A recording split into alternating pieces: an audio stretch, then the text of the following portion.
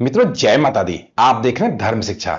मित्रों, आज की इस वीडियो में हम चर्चा करने वाले हैं किन्हीं महिला का अगर पीरियड वट सावित्री के व्रत के दौरान ही आ जाए, अर्थात 7 दिन पहले के अंदर अंदर में अगर पीरियड आ जाए, तो ऐसे में वट सावित्री व्रत की पूजा कैसे संपन्न की जा सकती है और क्या करना चाहिए, क्या नहीं करना चाहिए, इसकी डिटेल में हम इस वीडियो में चर्चा करने वाले हैं। तो वीडियो में हमारे साथ अंत तक जरूर बने रहिए। आपको सभी जानकारी इसी वीडियो में मिल जाएगी। कुछ कंफ्यूजन रहेगा तो सभी तरह का कंफ्यूजन दूर हो जाएगा। अगर फिर भी कुछ रह जाए तो कमेंट बॉक्स आपका अपना है, उसमें हमसे जरूर पूछें।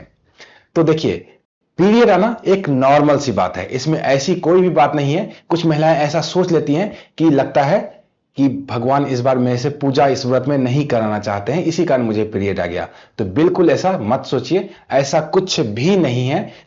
पीरियड आना बहुत ही सामान्य सी बात है। मानव की उत्पत्ति का आधार भी यही है और सामान्य प्रक्रिया है जो सभी महिलाओं को होता ही है और हर महीने ही होता है। तो इसमें ऐसी कोई संकोच की और ना ही कोई ऐसी शर्म वाली भी बात है, यह सामान्य बात है। सबसे पहले तो अब वट सावित्री की पूजा कैसे करें, तो पूजा में दो तरह की स्थिति बनती है। या तो आप व्रत पहले से ही पिछले सालों से ही करती चली आ रही है, या इस वर्ष ही आरंभ करना चाहते थे। ठीक है, पहले बात कर लेते हैं, इस वर्ष ही अगर आरंभ करना चाह रहे थे और पीरियड आ गया है तो क्या करना चाहिए। तो अगर इसी वर्ष से व्रत आरंभ करना है तो दो तरह की स्थिति फिर से बनती है। देश के कुछ क्षेत्रों में विवाह के पहले वर्ष से ही वट सावित्री का व्रत रखा जाता है, तो ऐसे में आपको रखना ही पड़ेगा। पहले साल इसी वर्ष से ही आपको व्रत आरंभ करना पड़ेगा, चाहे पीरियड की स्थिति है तब भी। अगर आपके यहां ऐसा है कि कोई जरूरी नहीं है कि विवाह के साल से ही रखा जाए, अन्य वर्षों में, आगे के वर्षों में भी जब इच्छा हो, जब सब कुछ सामान्य लगे तो व्रत आरंभ कर सकते हैं। तो ऐसे में 2026 में आपको व्रत ऐसे भी आरंभ नहीं करना चाहिए। जिस माह में अधिक मास लगता है, जैसे ज्येष्ठ मास में ही 2026 में अधिक मास लग रहा है, तो ज्येष्ठ मास के जो भी व्रत होंगे ना, वो इसमें आरंभ नहीं किए जाएंगे इस वर्ष। तो आपको ऐसे ही अगले वर्ष आरंभ करना चाहिए। अगर पीरियड आ जाता है, अन्य वर्षों में क्या स्थिति रहेगी, अन्य वर्षों में तो हमेशा ही अधिक मास नहीं लगेगा ज्येष्ठ में, तो क्या स्थिति रहती है, तो उस वर्ष उनको व्रत आरंभ नहीं करना चाहिए, अगले वर्ष आरंभ कर लेना चाहिए। तो दोनों ही स्थिति में, तो अगर आप पहली बार व्रत करने का सोच रही हैं तो 2026 में आपको आरंभ नहीं करना चाहिए। अगर पहले से ही करते आ रही हैं तो उसकी चर्चा हम करेंगे। अगर आपके यहाँ विवाह के वर्ष से ही व्रत रखा जाता है, फिर तो आपको व्रत रखना ही है। आगे मैं सावधानी आपको बताता हूं।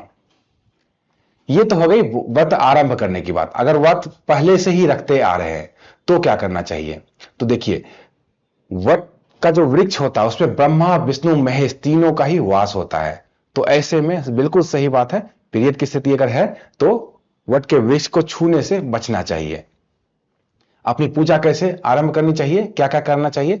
सबसे पहले तो सुबह उठ जाएं और नहाकर, बाल धो के नहा लें अच्छे से, और 16 श्रृंगार आपको करना है।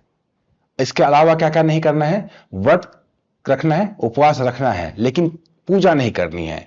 लेकिन पूजा किसी न किसी सुहागिन स्त्री से आपको जरूर अपनी पूजा करवानी है। घर में जो भी सामान अरेंज करने का काम हो, ये सब काम हो, वो आप अपने पतिदेव से करा सकती हैं। लेकिन वट वृक्ष के नीचे जो पूजा होती है वो किसी सुहागिन स्त्री से करा सकती हैं।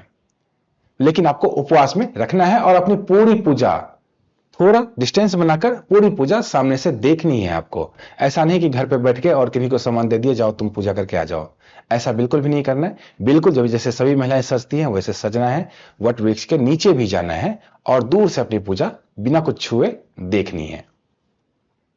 सुबह बाल धो के नहाना है, मैंने बता ही दिया है, और 16 श्रृंगार जरूर करना है और पूरी पूजा को दूर से देखना है। भजन कर सकते हैं, कथा सुनना आपको बिल्कुल चाहिए। कथा तो चाहे पीरियड में जो महिला हैं उनको भी, नहीं है तो भी, अगर व्रत में है तो कथा निश्चित तौर पे सुनना चाहिए।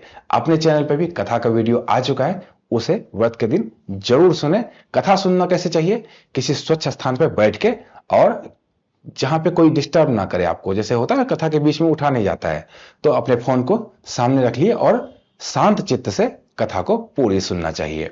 अगले दिन जो ब्राह्मणों को दान दिया जाता है वो कैसे करें, वो अपने पतिदेव से दिलवाएं, क्योंकि आप उनकी अर्धांगिनी हैं। तो वो जो दान देते हैं तो उनका लाभ आपको भी मिलता है, आपको भी सौभाग्य का वरदान मिलता है।